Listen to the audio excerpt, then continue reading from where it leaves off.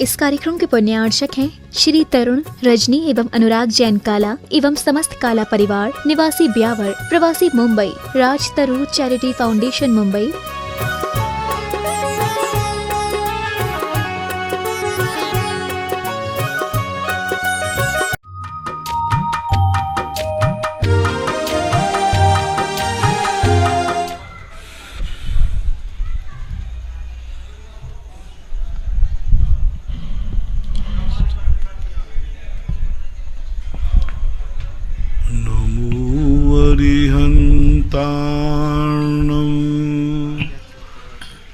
नमो सिद्धार्णं नमो आयर्याणं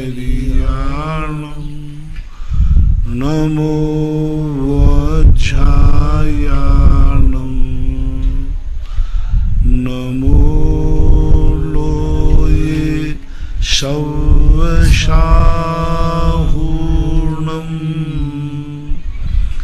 पंच परमेष्टि भगवान की जय हो। आचार्य श्री गुरुवर कुंद कुंद महाराज की जय हो। आचार्य श्री गुरुवर विद्यासागर महाराज की जय हो। परम पूज्य निर्यापक मुनि श्री 108 सुधा सागर जी महाराज की जय हो। सूरत से नेमी चंद जैन पर आकर इनकी जिज्ञासा है। पूज्य गुरुवर के चरणों में त्रिवार नमोस्तु। महाराज श्री, मेरी जिज्ञासा है कि क्या विदेह क्षेत्र में सम्यक दृष्टि सीधा नहीं जा सकता क्या? कृपया समाधान। सम्यक दृष्टि विदेह क्षेत्र नहीं जा सकता क्या? नहीं जाता, डायरेक्ट नहीं जाता, बाया देव। डायरेक्ट मनुष्य गति के लिए सम्यक दर्शन का निषेध है। रामगंज मंडी से निरंजन जैन की जिज्ञासा है। पूज्य गुरुवर के चरणों में नमोस्तु। महाराज श्री, मेरी जिज्ञासा है कि सम्यक दर्शन को निर्दोष बनाए रखने के लिए हमें क्या करना चाहिए, क्या पुरुषार्थ करना चाहिए? कृपया मार्गदर्शन करें। सबसे बड़ी चीज है जो आगम में है, सच्चे देव शास्त्र गुरु के प्रति अटूट श्रद्धा। कैसे भी परिस्थिति आ जाए, भयासा स्नेह लोभाष्य कुदेवा गम लिंगिना, मूर्ताओं में नहीं फंसना। परिस्थितियां तो आती हैं और परिस्थितियों में व्यक्ति इतना मजबूर हो जाता है कि वो मूर्ताओं में फंस जाता है, गुरु कुदेव कुशास्त्रों के चक्कर में पड़ जाता है, क्योंकि उसके जीवन में ऐसी परिस्थितियां आ जाती हैं कि वो कुछ भी करने को तैयार हो जाता है। उस समय विवेक रखना बहुत बड़ी चीज होती है। अच्छे दिनों में तो व्यक्ति थोड़ा बहुत सावधान रह जाता है, लेकिन जब संकट की घड़ी आती है तो व्यक्ति कुछ भी नहीं सोचता। उस समय वह गधा को भी भगवान मानने को तैयार हो जाता है, कुछ भी करने को तैयार। बड़े बड़े चक्रवर्ती जैसे भूल गए। चक्रवर्ती जैसे जब परिस्थिति आई, नमोकार मंत्र पर पैर रख दिया, जिसे जन्म से जन्मांतरों से नमोकार मंत्र की श्रद्धा थी, जन्मांतरों तक जैन धर्म का उपासक था। चक्रवर्ती जो पूर्व भाव में महान तपस्या करते हैं, मुनि बनते हैं, जैन धर्म के ऊपर अटूट श्रद्धा रखते हैं, बड़े बड़े जो पात्रों को दान देते हैं, पात्रों को बड़े बड़े जिनारा जिनेन्द्र देव के मंदिर बनाते हैं, बड़े बड़े मंदिर जिन्होंने जिनेन्द्र देव के बनाए पूर्व भाव में, बड़े बड़े आवास दान दिए जिन्होंने, किमिक्षक दान दिए जिन्होंने, और जिनेन्द्र देव की प्रभावना में निरंतर रत रहते हैं। जिनेन्द्र भगवान की जय जयकार, जिनेन्द्र भगवान की पूजा की महिमा, जिनेन्द्र भगवान की भक्ति। चक्रवर्ती पद ऐसे नहीं मिलता। एक एक चक्रवर्ती के एक एक निधि के प्रति उनकी वर्षों सालों सालों भव भव की साधना लगी रहती है। एक एक रत्न जो उनको मिलता है, उस रत्न के पीछे उनकी बहुत बड़ी साधना होती है। ऐसे ही नहीं 32,000 मुकुटबद्ध राजा नमस्तु को नमस्कार करते हैं, ऐसे थोड़ी कर देते। हर व्यक्ति चाहता है दुनिया मुझे नमस्कार। 32,000 मुकुटबद्ध राजा एक साथ खड़े हो जाते। उस व्यक्ति ने कितने मुनियों की भक्ति की होगी, कितना गुणवानों के प्रति उसने विनय की होगी। ये तो वृक्ष था, फल था, बीज देखो उसका अतीत। 32,000 मुकुटबद्ध राजा नमस्कार कर रहे हैं। इसका अर्थ है कि वो कितना विनयशील रहा है अतीत में, कितने मुनियों की भक्ति की होगी, कितनी पूजा की होगी। गुणवानों के प्रति कितना सम्मान किया होगा, उस सम्मान का परिणाम है कि 32,000 मुकुटबद्ध राजा। अक्षय निधियां कहां से आ गई, कैसे बन गई अक्षय निधियां? किमिक्षक दान दिए होंगे, किमिक्षक दान भवों भवों तक। कैसे बन गया वो 84 खंड का महल रत्नमयी? कभी उन्होंने जिनेंद्र भगवान के मंदिर, ऐसे मंदिर बनवाए होंगे जो अकृत्रिम चैत्यालयों को मात करते होंगे। अकृत्रिम चैत्यालयों के प्रति भी लोगों का डाउट हो जाता है। ऐसे महिमा बनाई होगी, बनाओ मंदिर का जिनेंद्र भगवान का। अपने जीवन में महान महान जो मंदिर बनाते हैं, और एक मंदिर नहीं, सैकड़ों हजारों मंदिर, थकते ही नहीं, थकते ही नहीं। अभी मुझे कुछ ऐसे लोगों के यहाँ पर देखने में आया जो एक मंदिर बनाने से नहीं थक रहे, जहां 24वीं बिली वही मंदिर बना रहे, थक नहीं रहे, उनको भ्रम ही नहीं हो रहा। नारेली बनाया, वहां बनाया, यहां बनाया, जहां जहां घोषणा होती है तुरंत बनाओ, थकना नहीं, विराम नहीं देना। और आगे के लिए और निमंत्रण दे गए, आगे के लिए निमंत्रण दे गए कि महाराज और कहीं बन रही हो तो। अब ये है अटूट श्रद्धा। अब क्यों नहीं फलेगा बताओ? ये थक ही नहीं रहे। कई लोग तो कहते बस मेरा अब यह महाराज जी एक हो गया, अब बहुत हो गया। धर्म के कार्य में नहीं थक रहे। बोले नहीं, जब तक हमारी सांस है, हमारे पास दम है, बनाते जाए और उल्लास के साथ। और आगे की कह रहे कि आगे भी हमारे लिए भावना है। तो ये दान कहलाते, ये आनंद की अनुभूति कहलाती है। दान दे मन हरस विषय के। मैंने अभी शिलान्यास के समय बहुत गदगद भाव देखा। बहुत लोगों में ऐसा भाव था कि जो आनंद से उछल रहे थे कि जीवन धन्य हो गया। दान नहीं फलता है। दान के प्रति जो आनंद का उछाया आता है, जो उछलता है कि मैंने कितने जन्म में पुण्य किए, जो मेरे हाथ से आज मंदिर का शिलान्यास हो रहा है। उनकी भावनाएं देख देख करके मैं खुद गदगद हो जाता था। उनको ऐसे लगता था जैसे उनको जन्नत मिल गई हो। जिनेंद्र भगवान का मंदिर मैं बनाऊंगा, चौले से पारसनाथ, ऐसा भाव उनके अंदर आए। ये फलते हैं महान भाव। ऐसे महान उत्साह के साथ जब उसने ऐसे दान दिए होंगे, तब कहीं जाकर वो चक्रवर्ती आदि बनते हैं। बिना कारण के कोई कार्य नहीं होता। कोई ना कोई कार्य है, कोई सुखी दिखे, कोई वैभवशाली दिखे, तुरंत समझना महानुभाव, कार्य की तरफ तुम विशेष ध्यान मत दो, कारण की तरफ ध्यान दो। जब कार्य हुआ है तो कारण भी महान किया होगा, ऐसा लगाना चाहिए। तो अपने जीवन में ऐसी स्थितियां आती हैं तो अपने सम्यक दर्शन की रक्षा करने के लिए अपन को दृढ़ता चाहिए, शक्ति चाहिए। परिस्थितियां आएंगी जाएंगी, लेकिन हम यदि अपने सत्य से, अपने सही धर्म से नहीं डिगेंगे तो एक दिन अपन उसमें सफलता भी प्राप्त करें। मुंगावली से रेखा जैन की जिज्ञासा है। पूज्य महाराज श्री के चरणों में त्रिवार नमस्तु। महाराज श्री, मेरी जिज्ञासा है कि भगवान ऋषभदेव के माता पिता भोग भूमिया जीव थे या कर्म भूमिया, और वे युगलीय पैदा हुए थे या पृथक पृथक? कृपया समाधान करें। विवाह की पद्धति तो बहुत पहले से चालू हो चुकी थी, और विवाह में भी नाभि राय का विवाह ही था। लेकिन भोग भूमि जीव के कानून उनके यहाँ लागू नहीं हुए, और कुछ कानून लागू हुए, जैसे नाभि राय के महल में कल्प वृक्ष का होना। अब कल्प वृक्ष की अपेक्षा से वो भोग भूमिया जीव थे, क्योंकि कुलकर जो हैं भोग भूमि में ही होते। हमेशा जब भी चौथा काल आएगा, तीसरा काल आएगा, भोग कुलकर होंगे। लेकिन हुंडा और सर्पणी काल में कुलकर आधे भोग भूमि के भोग भोग रहे हैं और आधे कर्म होंगे। अब देखिए, भोग भूमि का नियम है कि कल्प वृक्ष का भोजन करेंगे। वो कल्प वृक्ष का भोजन करते थे, तभी तो उनको मालूम नहीं चला कि हमारे यहाँ जनता परेशान है। लेकिन जब जीवन के 9 महीने अंत में रहते हैं, तब वो गर्भ धारण करते। लेकिन नाभि राय के यहाँ तो 9 महीने क्या, 84 लाख पूर्व वर्ष पहले ही ऋषभदेव का अवतार हो गया, उनके जीवन के अंत होने के पहले। नहीं तो भोग भूमि का नियम है कि 9 महीने की उम्र रहेगी तभी वो गर्भ धारण करते। और इन्होंने तो 84 लाख पूर्व वर्ष पहले ही बच्चे को जन्म दे दिया। और युगलिया जन्म देते हैं, नारद शब्देव अकेले पैदा हुए, अकेला जन्म लिया। तो कुछ ऐसे हुंडाओ सर्पणी के दोष के कारण से कर्म भूमि ही मानी गई। कर्म भूमि का ही आगम में यही मिलता है कि कर्म भूमि हुंडाओ सर्पणी में बिफोर टाइम चालू हो गई। लेकिन कर्म भूमि के साथ साथ भोग भूमि के कुछ अंश उस समय कुछ विद्वान भी थे।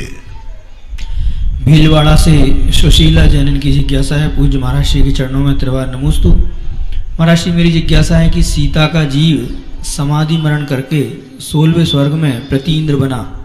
प्रथमानियों के अनुसार वह सीता का जीव नीचे तीसरे नरक में रावण व लक्ष्मण को संबोधने के लिए गया। क्या यह बात सच है? क्योंकि तिलोय परिणति और त्रिलोकसार के अनुसार रावण व लक्ष्मण चतुर्थ नरक में, चतुर्थ पृथ्वी में गए। तो महाराज श्री समाधान करने की बात। तुम तो ऐसे पूछ रहे हो कि यह सत्य जैसे मैं सर्वज्ञ हूं कि हमने भी यही सुना है भैया। जो तुमने सुना है वही मैंने सुना है, लेकिन मैं सत्य का घोषणा कैसे कर सकता हूँ कि यह सच है कि नहीं? क्योंकि आचार्यों को परंपरा से जो ज्ञान लिखा मिला उन्होंने लिपिबद्ध कर दिया। प्रथमान युग में बराबर पूज्यवर रविशरण महाराज ने इस बात का उल्लेख किया है, लेकिन सिद्धांत ग्रंथों के अनुसार नहीं। रही बात जो आप चौथे नरक की बात कर रहे हो, रावण चौथे नरक में नहीं है। जो भी जीव हैं ये सब का सब तृतीय में तक ही इनकी सीमा है और वहीं तक इनका गमन है, क्योंकि चतुर्थ नरक के, तीसरे नरक के नीचे कोई देवता जाता नहीं है, जा ही नहीं सकता, तीसरी पृथ्वी तक है। तो इन सब का गमन भी तीसरे तक ही मानना चाहिए। महाराज जी, 16वें स्वर्ग का देव भी नीचे तक कैसे जा सकता है? सिद्धांत से तो बाधक है। सिद्धांत ग्रंथ तो कहते हैं मध्यलोक से नीचे शुक्ल एशिया वालों का वैक्रियक समुद्घात बिहारगत की अपेक्षा भी निषेध किया है। लेकिन अब पूज्य रविशरण महाराज ने कैसे, कहाँ लिखा, क्यों लिखा, यह विचारणीय विषय है। रामगंज मंडी से अनीता जैन की जिज्ञासा है, पूज्य गुरुवर के चरणों में त्रिवार नमोस्तु। गुरुवर, मेरी जिज्ञासा है कि प्राणी मात्र पर मैत्री भाव, गुणीजनों के प्रति प्रमोद भाव और दुखी जीवों को देखकर करुणा भाव और अविनयी जीवों के प्रति माध्यस्थ भाव रखना चाहिए। तो गुरुवर, ये अविनयी जीव किसे कहते हैं? कृपया इनके बारे में। अभिनय कहते उद्दंड लोग, उच्छृंखल लोग, विपरीत, जो हमेशा उल्टे ही चलोगे, तुम कुछ भी कहो उनको उल्टा। उद्दंड लोग कहलाते हैं, जो उद्दंडता। कोई बड़े लोग आ गए, बोले सब नहीं खड़े होना, करो क्या करना है, मर्जी पड़ी नहीं, उद्दंडता है। कोई ने कहा कि भाई देखो बड़े लोग हैं, थोड़ा अच्छे से बोला करो, बोले नहीं बोलना, हम तो जो बोल रहा है तो करेंगे। देखो भाई 4 लोग यहाँ आ रहे हैं, थोड़ा सा कम, हम और ज़्यादा करेंगे, बोलो क्या करना। ये उद्दंड कहलाते हैं। उद्दंड हैं, उच्छृंखल हैं, विपरीत बुद्धि वाले हैं।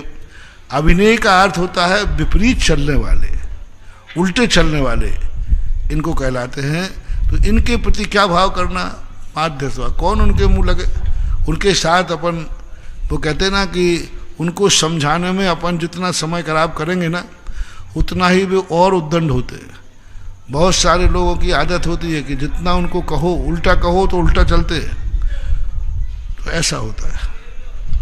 महाराज श्री, एक जिज्ञासा है कि जो शरीर घाती उपसर्ग सहन करके जो केवली बनते हैं, उनका शरीर बाद में वैसा ही रहता है या सुंदर बन जाता है? कृपया समाधान। अब इसके संबंध में आगम में कोई उल्लेख नहीं मिल रहा है कि, और यदि अपन श्रद्धा के वशीभूते कहें कि 13वें गुण स्थान में उनका शरीर सुंदर होता जाता होगा, तो अब कैसे क्या होगा? बहुत सारे प्रश्न हैं। आत्मा के प्रदेश, मान लो किसी ने हाथ काट दिया, पैर काट दिया और बाद में केवल ज्ञान हुआ, तो क्या उनका हाथ आ जाएगा या उस हाथ में आत्मा के प्रदेशों का संचार हो जाएगा? ये प्रश्न आते हैं। दूसरा ये प्रश्न आता है, जब समोषण में जाते ही अंधे को आंखें आ जाएं, विकलांग को पैर आ जाएं, सब हो जाता है, तो जब भक्तों का ये हो जाता है तो जिनको केवल ज्ञान प्राप्त हुआ उनको क्यों नहीं होना चाहिए? हो जाना चाहिए। लेकिन विकलांग को पैर आ जाएगा, लेकिन पैर जिसका नहीं है उसको भी पैर आ जाएगा, ये नहीं कहा। पैरालिसिस है, पोलियो हो तो हो जाएगा, लेकिन पैर ही जिनका नहीं है तो क्या पैर जुड़ जाता होगा? अब इतना खुलासा आगम में नहीं मिलता, तो अपन एकदम स्पष्ट निर्णय तो नहीं कर पाएंगे, लेकिन श्रद्धा यही है कि शायद हो जाना चाहिए, इतना चमत्कार तो होना ही चाहिए। जयपुर से विवेक जैन की जिज्ञासा है, पूज्य महाराज श्री के चरणों में नमोस्तु।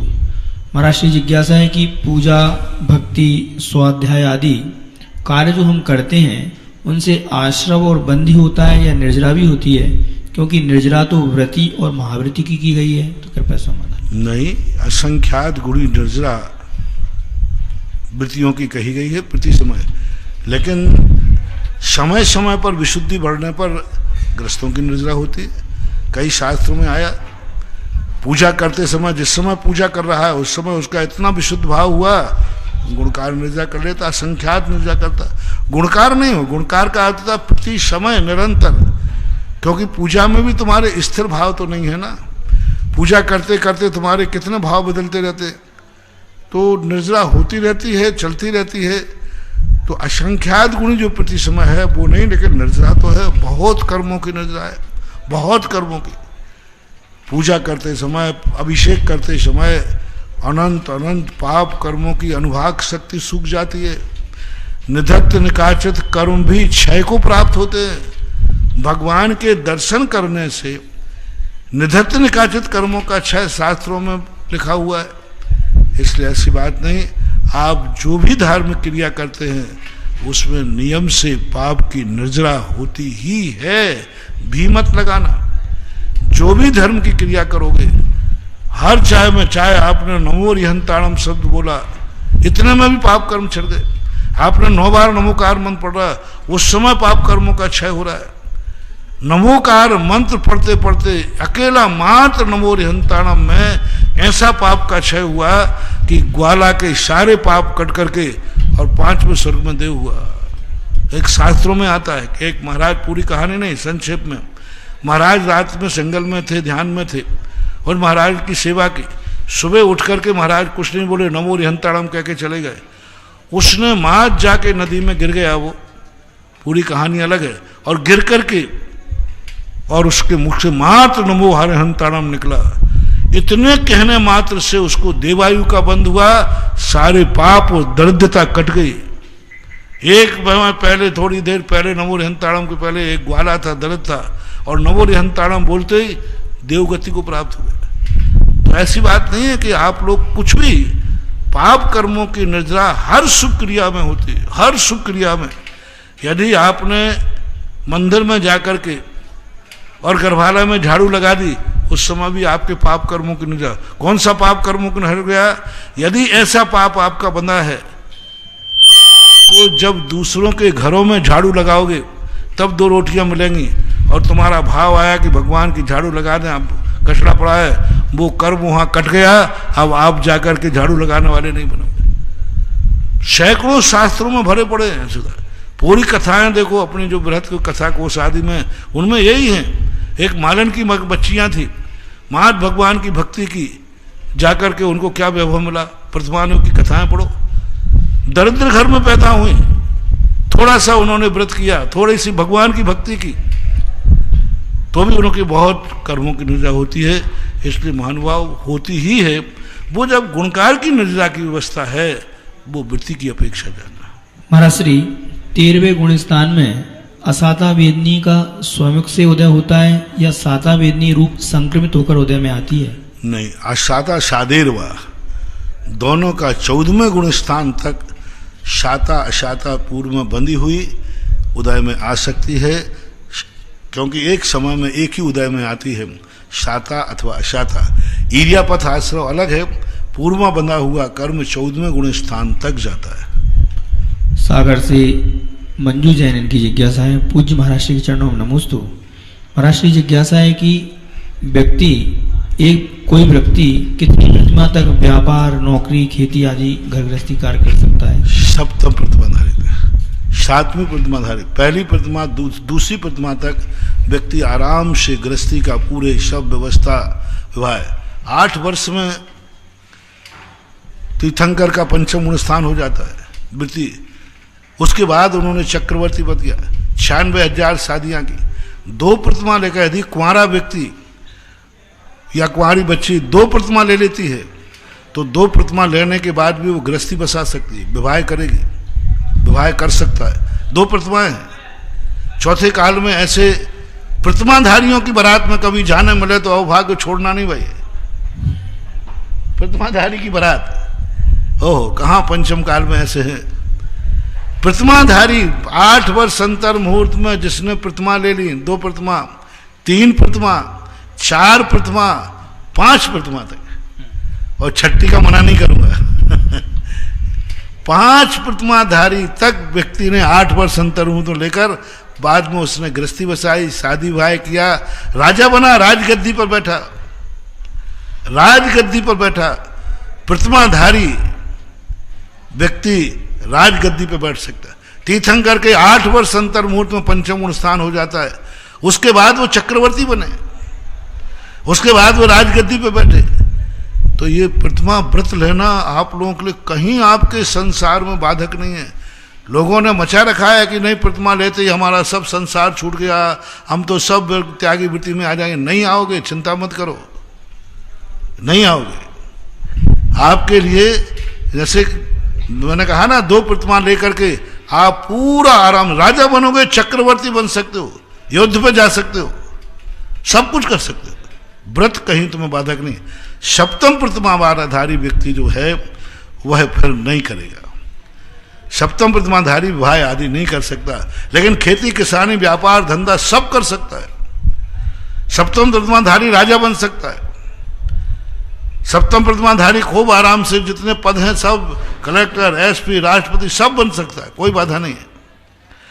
सप्तम प्रतिमा के बाद फिर आरंभ का त्याग हो जाता है। आरंभ के अष्टम प्रतिमा से फिर वो व्यापार धंधा कुछ भी नहीं करेगा। जो उसने कमाया है बस उसी कमाई से अपने जीवन में परिग्रह को सीमित कर लेगा, नई कमाई बंद कर देगा। महाराज जी, छठवीं प्रतिमाधारी शादी कैसे करेगा? जो छठवीं प्रतिमाधारी है वो शादी, इसलिए मैंने कहा कि मैं परहेज थोड़ा रुका। क्यों? क्योंकि उसमें दिवा मैथुन का त्याग होता है। दिवा का राग का रात का त्याग है। शादी करने में उसको क्या मानो, राई भोजन प्रतिमा है वो, तो इसलिए कोई बाधा नहीं हो सकती। बिजौलिया से प्रकाश ठगिन की जिज्ञासा है, पूज्य गुरुवर के चरणों में त्रिवार नमोस्तु। महाराज जी, मेरी जिज्ञासा है कि एक इंद्रिय जीवों के मन तो होता नहीं, तो फिर वे अपने हित और अहित का ज्ञान कैसे करते होंगे? शुद्ध ज्ञान के माध्यम से। उनका जो शुद्ध ज्ञान होता है वह हिताहित का विचार करने में सहयोग करता है। महाराज जी, एक जिज्ञासा और है। महाराज जी, आगम में बार बार अनंतानुबंधी की विसंयोजना का वर्णन आता है, तो महाराज जी अनंतानुबंधी की विसंयोजना क्या होती है, कृपया बताने की। अनंतानुबंधी एक चारित्र मोहिनी की प्रकृति है, क्रोध मान माया रूप में आती है। इन चारों अनंतानुबंधी में इसमें अनुभाग शक्ति स्थिति आदि बड़ी तगड़ी पड़ती, 40 कोड़ा कोड़ी सागर वर्ष की स्थिति पड़ जाती है। तो इसके लिए क्या करते हैं कि उसको हीन करता है। जब उसको सम्यक दर्शन चाहिए, विशेष सम्यक दर्शन, प्रथमोपशम, द्वितीयोपशम या छायक सम्यक, तो इसके लिए कहा जाता है कि इसमें सत्ता में भी अनंतानुबंधी नहीं होना चाहिए। कई नौकरियां ऐसी होती हैं जिनमें पहले लिखा जाता है कि इसने अतीत में कहीं कोई अपराध तो ऐसा नहीं किया, राष्ट्रद्रोही कोई अपराध तो नहीं किया, आज नहीं कर रहा है, आज नहीं कर रहा है, लेकिन अतीत में जीवन में कभी राष्ट्रद्रोही अपराध किया है, तो वह व्यक्ति कभी कुछ उच्च पदों के योग्य नहीं होता। इसी प्रकार अनंतानुबंधी भली उदय में नहीं है, यदि सत्ता में भी अनंतानुबंधी है तो कुछ मोक्ष मार्ग के पदों को ग्रहण नहीं करता। तो फिर वो क्या करता है कि अपनी विशुद्धि के माध्यम से अनंतानुबंधी का क्षय कभी नहीं होता, उसका विषय में संक्रमण होता है, अन्य प्रकृति रूप संक्रमण करा देते हैं। अन्य यानी प्रत्याख्यान, अप्रत्याख्यान और संजुलन रूप अपने पूरे द्रव्य को गिरवी रख देता है। विषय योजना का अर्थ है वहाँ गिरवी रख देना, कभी मौका पड़ने पर वो वापस भी ले सकता है। इसलिए संक्रमण में और विषय संक्रमण किया हुआ द्रव्य वापस नहीं ले सकता, लेकिन विसंयोजित किया हुआ द्रव्य गिरवी के समान होता है, वो कभी वापस अपनी स्थिति आने पर वापस भी ले लेता है। जबलपुर से श्रीमती रचना जनन की जिज्ञासा है। पूज्य महाराज श्री के चरणों में त्रिवार नमोस्तु। महाराज श्री जिज्ञासा है कि व्रति के शल्य नहीं होती, क्या तत्वार सूत्र में निशल्लो व्रति कहा गया है, तो क्या शल्य वाले जीव को सम्यक दर्शन हो सकता है क्या? सम्यक दर्शन के संबंध में कोई चर्चा नहीं की। वृत्ति के लिए तो निश्चल्य कहा है। सम्यक दृष्टि को यदि हम शल्य मानते हैं तो चर्चा ये भी आती है कि ये तीनों शल्य मिथ्या दृष्टि के होते हैं। माया, मिथ्या, निदान, शल्य। अब चतुर्थ गुण स्थान वर्ती को यूं मानना चाहिए, कुचित कदाचित वो दीर्घकालीन शल्य तो नहीं करेगा, भवांतर संबंधी शल्य तो नहीं करेगा, लेकिन वह शल्य निदान बंद के रूप में उसको आ सकती है, पर अलग से कोई ऐसा वर्णन मिला नहीं है। किशनगढ़ से श्रीमती सोनू वाकलीवाल इनकी जिज्ञासा है। पूज्य गुरुवर के चरणों में त्रिवार नमोस्तु। महाराज श्री आगम में पढ़ने में आया है कि सर्वार्थ सिद्धि के देवों को पीड़ा का अनुभव होता है, वे कैसे कृपया समाधान करें? अब उनकी पीड़ा, बड़े आदमियों की पीड़ा बहुत छोटी सी होती है, बहुत छोटे में उनका सुख लेश्या वाले हैं, उनके कसाय समुद्घात होता है। अब कसाय समुद्घात सर्वार्थ सिद्धि के देव कैसे करते हैं, क्या करते हैं, अब वो आगम गम ही है। अपन प्रत्यक्ष रूप से उनको नहीं कह सकते उनको किस बात की वेदना है, प्रत्यक्ष रूप से नहीं हो सकते वो कौन सी कसाय करते हैं जिनके उनके आत्मा के प्रदेश बाहर निकल जाते हैं, फैल जाते हैं। तो ये आगम गम से ही है। उदाहरण से उनके जीवन में कुछ भी ऐसी घटना घटित नहीं दिखती है, अन्य देवों में तो दिखती है, नीचे के 16वें स्वर्ग से नीचे वालों में दिखती है, 9वें ग्रह में भी कुचित कदाचित इसलिए दिख सकती है कि वहाँ सम्यक दर्शन और मिथ्या दर्शन आदि की वर्णतियाँ बनती हैं, कभी कभी तत्ववाद पर। लेकिन मुझे ये लगता है कि उनकी जो वेदना है, क्योंकि वो अवधिज्ञानी है, द्वादशांग के पाठी हैं, चर्चा करते करते जब तत्व का चिंतन आता होगा तो उनके मन में भाव आता, कैसी थोड़ी सी गलती कर ली, थोड़ा सा मैंने प्रमाद कर दिया तो मुझे 33 सागर का जेल, थोड़ी सी और साधना कर लेता तो मोक्ष प्राप्त हो सकता था। ये संबंधी मात्र एक जो चिंतन जाता है, उसी समय उनको कसाय समुद्घात का प्रशस्त भी होती है। जैसे अपन ने कोई धर्म कार्य अपना छूट गया तो अपन को बहुत क्लेश हो गया, उस समय भी समुद्घात हो सकता है। कसाय समुद्घात का अर्थ अशुभ नहीं, अपने शुभ कार्य बिगड़ने पर भी कसाय हो सकती है, शुभ कार्य करने के लिए भी कसाय हो सकती है। मैं कैसे करूं, क्या करूं, मैंने कौन से ऐसे पाप किए कि मैं मंदिर बनाना चाहूं लेकिन मेरे मंदिर बनाने की आज शक्ति नहीं, भावना है, ऐसा कसाय भाव हो गया, क्लेश भाव हो गया। मैंने कौन से पाप किए कि मेरे सामने मेरे 1400 क्षेत्र पर मंदिर बन रहे हैं और आज मैं कुछ भी नहीं कर सकता। तो ऐसा संक्लेश भाव भी सम्यक दृष्टि को आता है। उस समय भी कसाय की वृद्धि है, क्योंकि पुण्य प्रकृतियां भी किससे बनती हैं, स्थिति अनुभाग बंद कसाय से ही डलता है। तो ये भी कसाय भाव है। उस समय समुद्घात होता है, वेदना, तड़प रहा है, वेदना से तड़प रहा है कि मैं कैसे करूं, क्या करूं कि मैं ये अच्छा कार्य नहीं कर पा रहा। कभी मुनिराज को भी कसाय समुद्घात होता है, कैसे करूं, क्या करूं, मैंने इतना पुण्य किया कि मैं मुनि बन गया, लेकिन ऐसा कौन सा पाप कर दिया कि पंचम काल का बना, यही मुनि व यदि आज मैं विधेय क्षेत्र में बनता तो अतिशय क्षेत्र नहीं बना रहा होता, किसी स्थान को सिद्ध क्षेत्र बना रहा होता। तो ऐसा संक्लेश, ऐसा विकल्प भाव आता है। अपने अतीत के किए हुए प्रतिक्रमण के समय ज्यादा कसाय समुद्घात होता है, क्योंकि प्रतिक्रमण समय के व्यक्ति के, साधु के मन में बड़ा ग्लानि भाव आता है, मेरे से गलती क्यों हो गई, क्यों हो गई मेरे से गलती।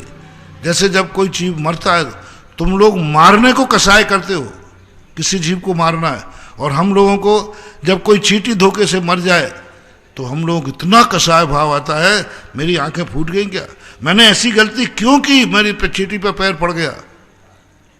तो हम लोगों के जीवे मर जाए सो कसाय भाव, तुम मारने के लिए कसाय भाव करते हो। तो ऐसे साधु के जीवन में भी सर्वार्थ सिद्धि के देवों में संभवतः इसी प्रकार का कुछ उनका कसाय भाव बन जाता होगा, प्रशस्त रूप से ऐसा अनुमान है।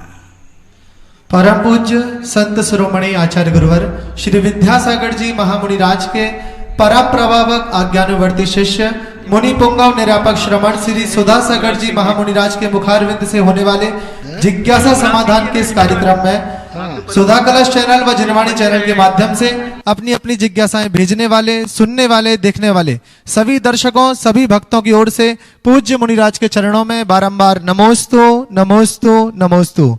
बंधुओं, एक विशेष सूचना, 27 तारीख को जो अलौकिक नंद्यावर्त का महाशिलान्यास होने जा रहा है इस देशनोद अक्षय क्षेत्र में, उस शिलान्यास में जो पंच महाध्वज महाकुंभ कलश सहित स्थापित होंगे, जिनकी राशि 5,55,555 रुपए मात्र रखी गई है, उन महाध्वजों में जो भी महानुभाव अपना नाम दर्ज कराएगा, जो भी महानुभाव उन ध्वजों की घोषणा कराएगा, उनका नाम भी उस शाश्वत ध्वज में साथ में लिखा जाएगा। जब तक वह ध्वज शाश्वत रूप से लहराता रहेगा, जब तक वह महाकुंभ वहां पर शाश्वत रूप से स्थापित रहेगा, तब तक आपका नाम भी उस कलश में, उस महाध्वजा में साथ साथ लहराता रहेगा। साथ ही साथ जो 23 कलश महाकुंभ कलश ध्वज सहित स्थापित होने हैं, जिसकी राशि 1,11,111 रुपए मात्र रखी गई है, उसमें भी जो जो महानुभाव अपने अपने नाम लिखाएंगे, उन सभी का नाम भी उस कलश में, ध्वजा में स्थापित किया जाएगा, अंकित किया जाएगा। तो सभी लोग शीघ्र अतिशीघ्र, चूंकि घोषणाएं लिमिटेड है, चूंकि घोषणाएं कम है और समय भी हमारे पास बहुत कम है, तो जिसका नाम पहले आ जाएगा उसका नाम पहले दर्ज किया जाएगा, पहले अंकित किया जाएगा। तो सभी अपने भाव बना लेवे, जिससे आप सभी का नाम उस शिला में, उस कलश में, उस ध्वजा में अंकित किया जा सके। आइए, कुछ बहुत सारी घोषणा आज हमारे बीच में उपस्थित है। कुछ घोषणाएं, सबसे पहली श्री सुपार्श्वनाथ भगवान का जिनालय जिन्होंने स्थापित करा उस शिलान्यास के अवसर पर और सुपार्श्वनाथ भगवान के जन्म और तप कल्याण के पावन अवसर पर, चूंकि पूज्य मुनि श्री के मुखारविंद से निकला था कि जिन्होंने अपने अपने शिलान्यास दर्ज कराए हैं, शिलान्यास के साथ साथ वो अगर भूमि भी दे तो उनके लिए सोने पे सुहागा होगा। और पूज्य मुनि की बात को सार्थक करते हुए 1 बीघा भूदान 7 कलश 61 श्रीफल के माध्यम से लाड देवी, प्रकाश चंद जी, ललिता जी, कैलाश चंद जी, पूजा, अक्षिता, सौरभ, अक्षत, पाक्षिक, महिम, गंगवाल, पंडेर वाले, भीलवाड़ा वालों ने प्रदान किया है। जोरदार ताली बजाकर इनके भावों की अनुमोदना करेंगे। एक सहस्त्र प्रतिमा गुप्त दान के रूप में हमारे पास बांसवाड़ा से प्राप्त हुई है। गंगवाल अभी 2 महीने से 3 महीने जब से मैं आया हूँ, बहुत मेहनत कर रहे हैं। प्रकाश अध्यक्ष के एक प्रकार के बहुत सहयोगी बनकर के बहुत अच्छा कार्य कर रहे हैं। और अभी 2 महीने से निरंतर भीलवाड़ा से इतना बड़ा सहयोग, सबसे ज्यादा प्रकाश जी का सहयोग मिल रहा है। बहुत जोरदार ताली बजा दो कि गुरु मुख से जिसका नाम निकल जाए वो तो अपने आप में ही बहुत पुण्यशाली जीव होता है। एक सहस्त्र में प्रतिमा गुप्त दान से बांसवाड़ा से हमारे बीच में उपस्थित हुई है।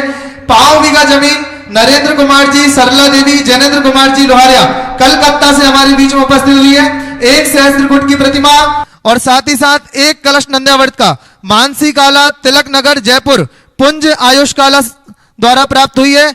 1 कुंभ महाध्वज, जो कुंभ कलश 23 जो कुंभ कलश हैं, नंद्यावर्त कलश है ध्वज सहित 1,11 जिनकी राशि है, और उसमें भी एक नाम आया है, कन्नौज, गौरव सेठ, नानक चंद, जिनेन्द्र कुमारी, देवी जी इत्र वाले, सुनील, सरिता, रंजन, ममता, मनोज, रेणु, जिनाली, नाबिका, आदिना, जिनागम, ऋतिक, पुष्पा देवी, प्रेमचंद, संगीता, संजीव, अलका, संजय, राजुल, सुभाष, रीता, समस्त इत्र वाला परिवार कन्नौज कानपुर, इन्होंने एक महाकुंभ कलश ध्वज सहित स्थापित करा है। एक और महाकुंभ कलश सहित ध्वज में 1,11,000 की राशि में नाम आया है। नैमी चंद जी, आभा, ऋषभ, कासनीवाल, टोंक, पारोली निवासी। जोरदार ताली बजा करके सभी महानुभावों के दानों की बारंबार अनुमोदना करेंगे। आइए चलते हैं ऑनलाइन जिज्ञासा रिकॉर्डिंग के माध्यम से। ऑनलाइन जिज्ञासा पूज्य मुनि श्री के चरणों में जबलपुर से डॉक्टर पुलक गोयल का सपरिवार नमोस्तु। पूज्य मुनि श्री, आपके आशीर्वाद एवं प्रेरणा से रयण सारजी ग्रंथराज का बहुत अच्छे से अध्ययन YouTube पर चल रहा है, अब समापन की ओर है। पूज्य मुनि श्री, रयण सार के अध्ययन के अवसर पर अनेक अच्छे विषय प्राप्त हुए। एक जिज्ञासा आपके समक्ष है। गाथा क्रमांक 140 में पूज्य आचार्य कुंद स्वामी ने बहिरात्मा और अंतरात्मा को पर समय कहा है और परमात्मा को ही स्व समय कहा है। इसमें अगली गाथा में उन्होंने गुणस्थान की चर्चा भी की है। बहिरात्मा तीसरे गुणस्थान तक, चौथे गुणस्थान में जघन्य अंतरात्मा, उपशांत मोह तक मध्यम अंतरात्मा और क्षीण मोह गुणस्थान वाले मुनिराज को उत्तम अंतरात्मा बताया है। पूज्य मुनिश्री, मेरा ये प्रश्न है कि समय सार आदि ग्रंथ में जो स्व समय और पर समय की व्याख्या की जाती है उसका यहाँ पर कैसे मेल किया जाए, क्योंकि स्व समय तो केवल परमात्मा को ही यहाँ पर बताया गया है।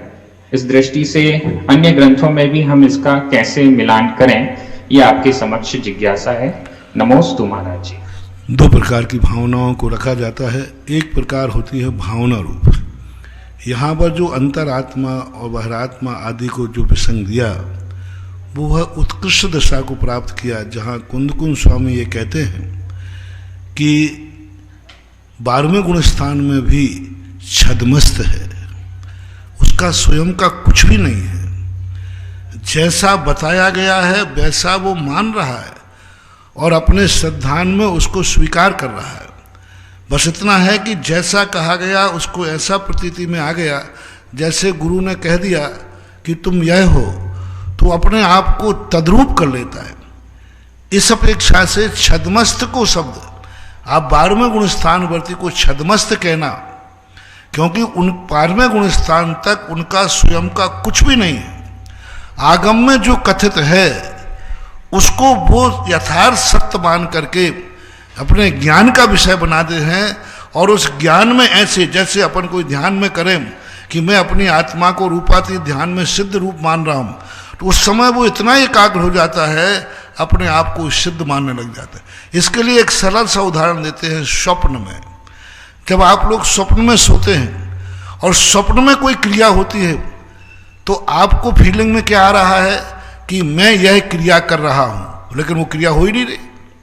स्वप्न में तुम सम्मेद शिखर की वंदना कर रहे हो, अनुभव में आ रहा है सम्मेद शिखर की वंदना कर रहा हूं, लेकिन तुम तो बिस्तर पर पड़े हो घर पे, लेकिन अनुभव में कैसा आ रहा है, ये उदाहरण समझना। ऐसा ही व्यक्ति जो आगम में कथित किया है उस कथित को ऐसी अनुभूति में ला लेता है जैसे मैं साक्षात कर रहा हूं, साक्षात होता नहीं। ये अपेक्षा रख करके रयन सार के अंदर जो अंतरात्मा को भी इस प्रकार का बहिर रूप दिया और परमात्मा को ही वस्तुतः स्व समय की उपाधि दी, क्योंकि परमात्मा अपने स्वयं ज्ञान से, अपने ही ज्ञान से वो जान रहे, और 12वां गुणस्थान वर्ती अपने ज्ञान से नहीं शुद्ध ज्ञान से जानता है। और शुद्ध ज्ञान जो है परोक्ष ज्ञान है, प्रत्यक्ष ज्ञान। वहां भी जहां तत्वार सूत्रकार ने पूज्यवर उमा स्वामी महाराज ने मति शुद्ध ज्ञान को परोक्ष ज्ञान कहा, और केवल ज्ञान को मोक्ष मार्ग की व्याख्या में प्रत्यक्ष का, एक देश प्रत्यक्ष की भूमिका नहीं। तो जब परोक्ष ज्ञान मति शुद्ध ज्ञान को कह रहे हैं,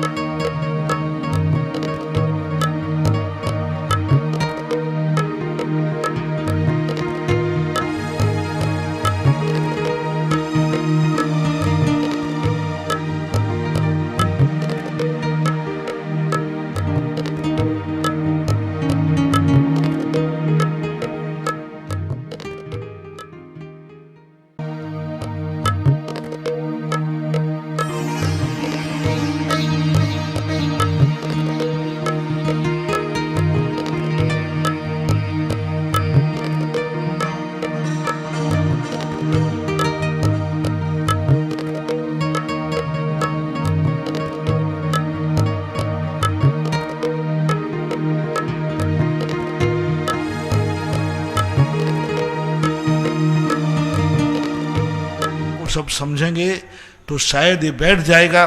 और यहाँ पर जो स्व समय पर समय कहा है, इसकी व्याख्या देखो उसमें कितनी है। जो रत्नत्रय में स्थित है, सम्यक दर्शन ज्ञान चारित्र में जो स्थित है, वो स्व समय है। तो रत्नत्रय कहाँ है? 12वें गुणस्थान में पूर्ण रत्नत्रय नहीं है। 18,000 शील के दो जो गुण है वो कहाँ है? पूर्ण रत्नत्रय 12वें गुणस्थान में नहीं है। यदि पूर्ण रत्नत्रय 12वें गुणस्थान में होता तो 13वें 14वें गुणस्थान में यथाख्यात चारित्र क्या है? ये असंख्यात गुणी विशुद्धि है, असंख्यात गुणी संयम लब्धि स्थान है। अनंतमा संयम लब्धि स्थान और अनंत विशुद्धि स्थान तो अरहंतों के ही कहलाता है। तो यथाख्यात चारित्र पूछा जाए, वस्तुतः रत्नत्रय की जो पूर्णता है वो अरहंतों में 13वें और 14वें गुण स्थान में ही है। 12वें गुण स्थान में रत्नत्रय पूर्ण नहीं है। अभी 18,000 जो शील के गुण कहे गए, वो गुण मुनिराज के नहीं 12वें गुण स्थान में पूर्ण नहीं है। वो जाके 14वें गुण स्थान में जाके अंतिम समय में पूर्ण होते हैं। तो इन सब तत्वों को अपन निकालें, 18,000 गुणों से निकालें, यथाख्यात चारित्र से निकालें। और यथाख्यात चारित्र सबसे बड़ा उत्कृष्ट यथाख्यात चारित्र अरहंतों के घटित होता है। इस व्याख्या को निकालेंगे तो यह समष्टि बैठ जाएगी। और रत्नत्रय में जो स्थित हैं समय सार में, वो पूर्ण रत्नत्रय की अपेक्षा लो ना। रत्नत्रय तो 6ठे गुण स्थान में भी है, रत्नत्रय तो 6ठे गुण स्थान में भी है, तो क्या वहां स्वसमय मान लिया जाए? नहीं, रत्नत्रय होना अलग चीज है और पूर्ण रत्नत्रय होना अलग चीज है।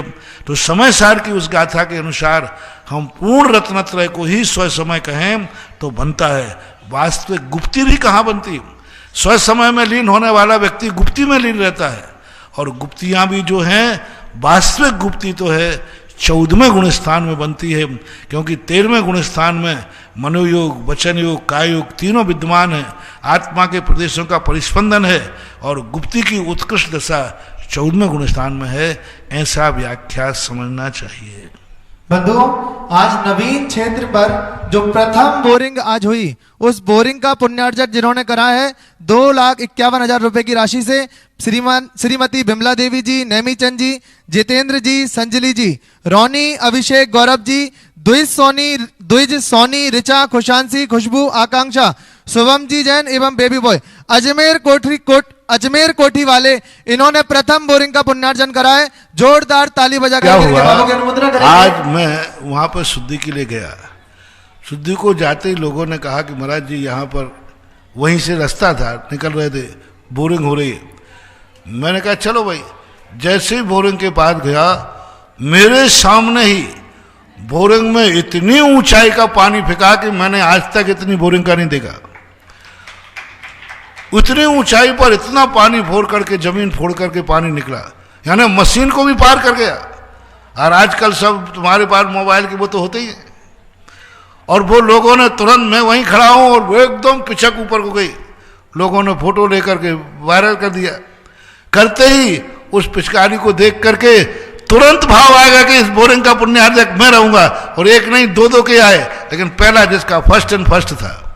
तो ये शुभ संकेत है उस भूमि का कि इतना अपार पानी उसमें निकलना बहुत अच्छी उस भूमि का शुभ सगुन है। बंधुओं, एक कुंभ कलश ध्वज सहित 1,11,111 रुपए की राशि के माध्यम से श्री सुशील जी, आभा जी, अदिति, आगम, प्रज्ञा, बहेरिया, सागर वालों ने प्राप्त करा है। 5 कलश श्रीमान अजित कुमार जी, श्रीमती सुमन देवी जी, निशान, श्रीमती स्वाति गदिया, उदयपुर वालों ने प्राप्त करा है। ये जो ध्वज है स्थापन है, ये समा ध्यान रखना कोई साधारण काम नहीं है, बहुत बड़ी चीज है। ये हमेशा इस तीर्थ पर जब तक ये तीर्थ रहेगा सदा ये लहराते रहेंगे। ये ध्वजा कभी भी नष्ट नहीं होने वाले कि महोत्सव का ध्वजा नहीं है, कार्यक्रम खत्म तो खत्म। ये ध्वजा तो तीर्थ क्षेत्र का ध्वजा है जो हमेशा लहराता रहेगा। 23 और 5 महाकुंभ ध्वजा। और साथ ही साथ बंधुओं, इसमें विशेष बात तो यह है कि जिस तरह वो शाश्वत ध्वजा लहराती रहेगी, उसी तरह जो ये 5 ध्वज और 23 कलश ध्वज सहित अपने नाम लिखाएगा, उनका नाम भी उन ध्वजाओं के साथ शाश्वत रूप से लहराता रहेगा। 11 कलश की राशि मुकेश, सुनीता, प्रिंसी, पलक, शुभ पाटन, प्रवीण, प्रणय, शाहपुरा, राकेश जी समस्त परिवार, इन्होंने 11 कलश व 2 शिला देने की घोषणा करी है। 9 कलश श्री महेंद्र कुमार जी जैन, बड़े गांव वाले, हैदराबाद। एक कलश का है कि तो भूलते जाओ। सम्मेद शिखर की जो माटी है ये व्यक्ति उन कलशों में रख करके वहां स्थापित करेंगे। सम्मेद शिखर जी रज कलश जिनका नाम है और जिसमें सम्मेद शिखर तीर्थ की अतिशयकारी माटी जिसमें भरी जाएगी, ऐसे कलशों की स्थापना यहाँ पर हो रही है। और पहले तो ऐसा था कि 1000 कलश, 1008 कलश की स्थापना होनी थी, परंतु नाम इतने सारे आ गए हैं। और जब पूज्य श्री के सामने निवेदन करा तो पूज्य श्री ने कहा कि 1008 तो क्या, 8 तो बहुत छोटी चीज है, अगर 1,08,000 कलश भी हमारे पास आ गए और इससे ज्यादा भी अगर कलश हमारे पास नाम में आ जाते हैं तो उन सभी की स्थापना पूज्य श्री के सानिध्य में होगी। 7 कलश श्री कैलाश चंद जी, सुशीला देवी, ललित, संदीप, कृतिका, प्राची, समर्थ, काला परिवार, विजयनगर। 5 कलश श्री पीयूष जैन, भोपाल। 5 कलश सुरेंद्र कुमार जी, बीना, शैलेंद्र, दिव्या, गर्वित, जयपुरिया, टॉप। 5 कलश गाजियाबाद, मुकेश, नीरू, मयंक, मनीष, पाठीक परिवार। 8 कलश विजय, निखिल, लता, प्रियंका, मिसा, संजय, पूनम, सम्यक। 5 कलश पुखराज जी, श्रीचंद जी, प्रणय, दीप्ति, खुशी, श्वेता, अरुण, अनिशा, अरहन, सुमन जैन, कांति देवी, श्री रतन लाल जी जैन, सपरिवार, ग्रेटर नोएडा। 5 कलश डीके जैन, राजकुमारी, अमित, नेहा, काव्यांश जैन, सेठी कॉलोनी, जयपुर। 5 कलश पुष्पा जैन, अंकुर जैन, अनुराधा जैन, विभू जैन, अर्चित जैन, फर्नीचर वाले, बरौद, बागपत। 5 कलश चिरंजी लाल, मूली देवी काला जैन, रतन लाल, सुमित्रा देवी जैन काला, डॉक्टर दीपक, डॉक्टर रूबी जैन, नलिन, प्रिया जैन, दीपक जी, सुरभि जैन, राजेश, रमेश, अमित काला, गुवाहाटी, असम, दीमापुर।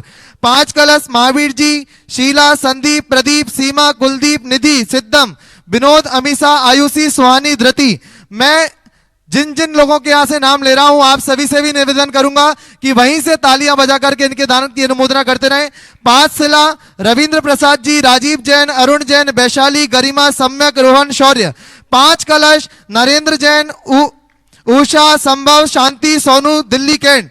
5 शिला अशोक कुमार जी, शरद जी, पीयूष जी, लावेश कुमार, पापड़ीवाल, कापरेन वाले, संतोष मेडिकल स्टोर, कापरेन, बूंदी।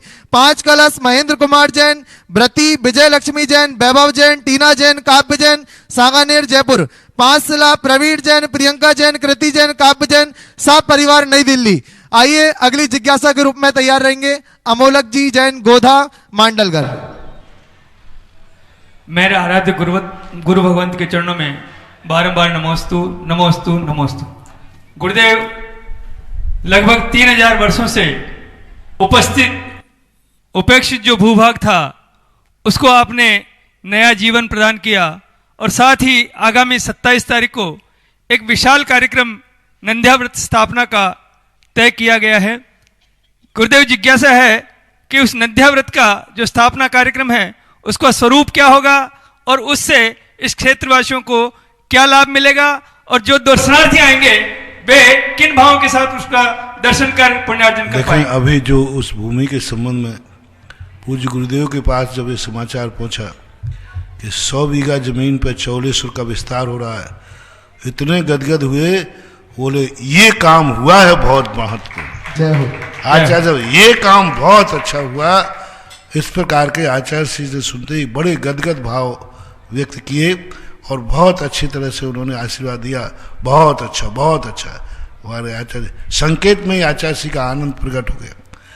तो वैसे ये क्षेत्र में जो नंद्याव्रत की स्थापना है, ये नंद्याव्रत वो शाश्वत अविनाशी चीज है जो इस क्षेत्र को अमर कर देगी।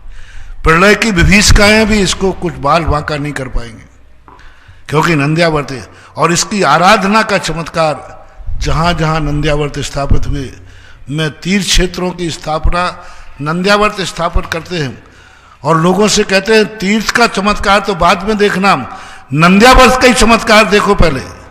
बागड़ के अंदर वीरोदय तीर्थ क्षेत्र था, वहां भी ऐसे खेत लिए थे।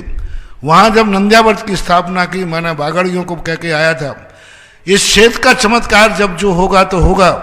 अभी जब भी तुम्हारे जीवन में कोई संकट आए, तुम्हारे जीवन में परेशानी आए, आप एक नारियल श्रीफल ले जा करके और नंद्याव्रत पर चढ़ा करके और 9 बार नमोकार मंत्र पढ़ लेना, इसका ही चमत्कार देखो। आप बागड़ वालों से पूछो, अभी तीर्थ वहां बना नहीं है।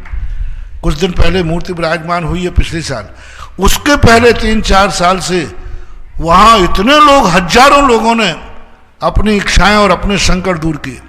हजारों लोग जाकर के वहाँ, रविवार के दिन तो मेला लगता था, नंदियावर्त के पास जाकर के 9 बार नमोकार मंत्र पढ़ना और ध्यान करना। कई लोगों ने तो ध्यान करके वहाँ बहुत एनर्जी।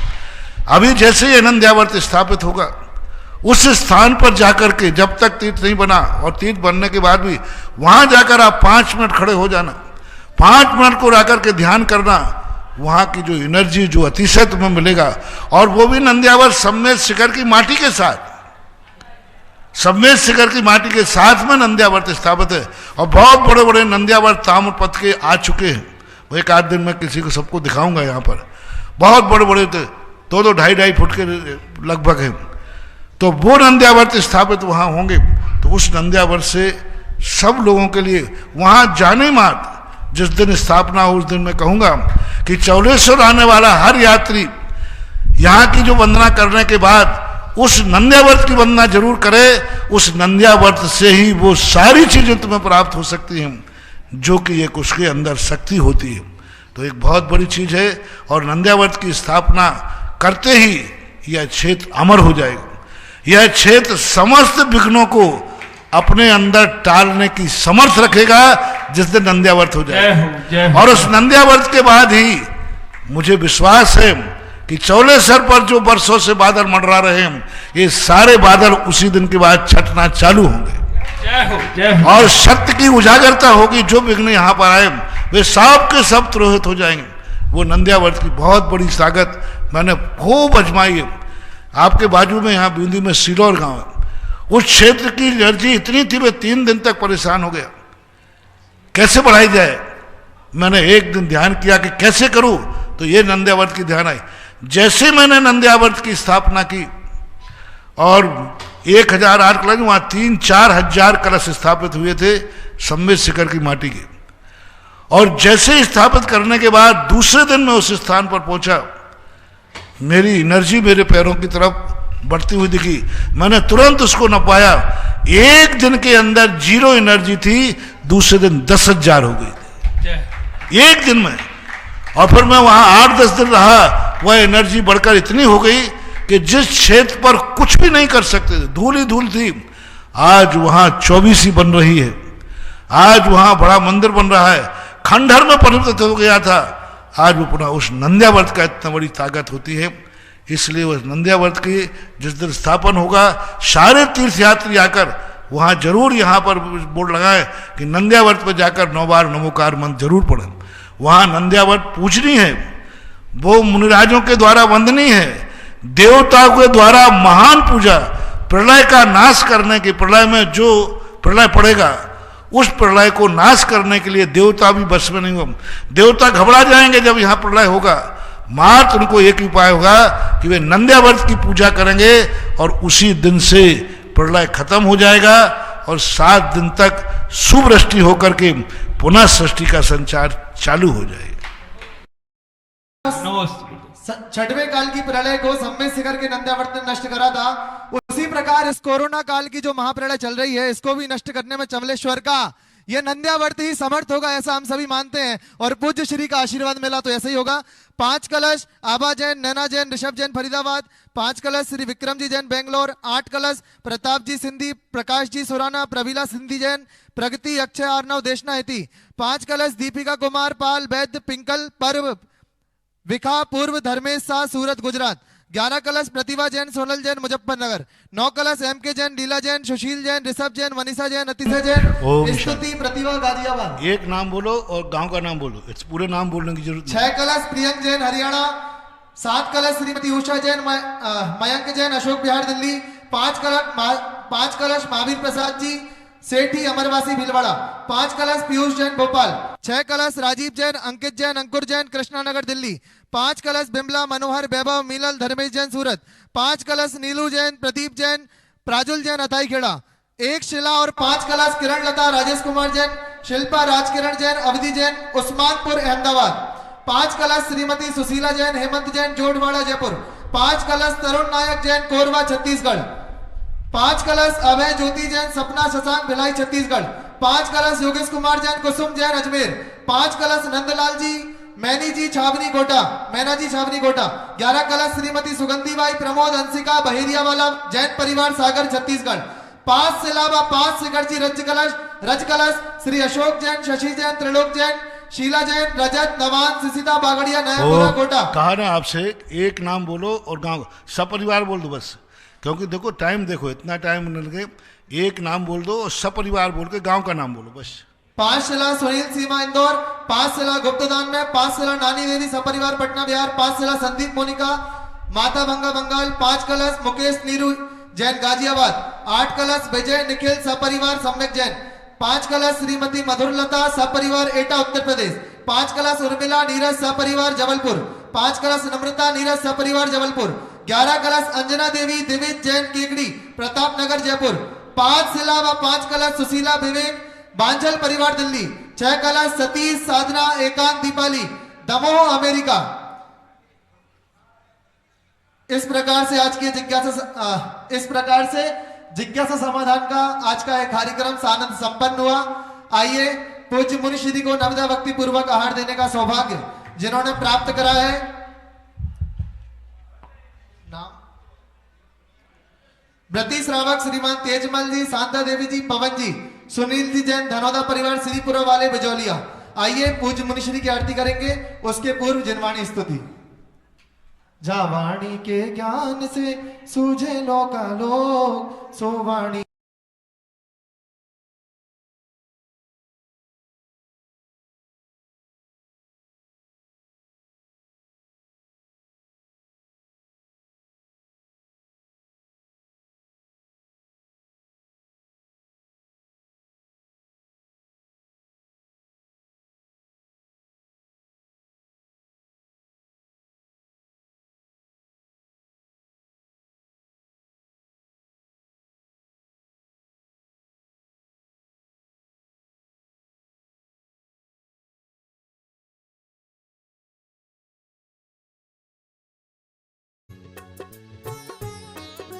इस कार्यक्रम के पुण्यार्चक थे श्री तरुण, रजनी एवं अनुराग जैन काला एवं समस्त काला परिवार, निवासी ब्यावर, प्रवासी मुंबई, राज तरुण चैरिटी फाउंडेशन मुंबई।